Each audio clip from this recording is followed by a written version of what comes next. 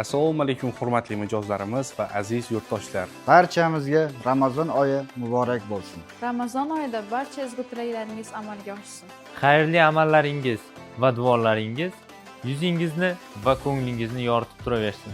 Har bir iftoringiz fayzli, saharligingiz barakali bo'lsin. Sizlarni kirib kelayotgan muborak Ramazon oyi bilan chin qalbimizdan tabriklaymiz. Ushbu oy xonadoningizga tinchlik va baraka olib kelsin. Ramazon oyida barakali xaridlar tilab qolamiz. Qadrli mijozlarimiz, sizlarni muborak Ramazon oyi bilan tabriklaymiz. Har bir kuningiz savob va barakaga to'lsin. Yaxshilik va mehr ulashadigan oy muborak bo'lsin. Sizlarga sihat, salomatlik va farovonlik tilaymiz. Qilgan ibodat va duolaringiz ijobat bo'lsin.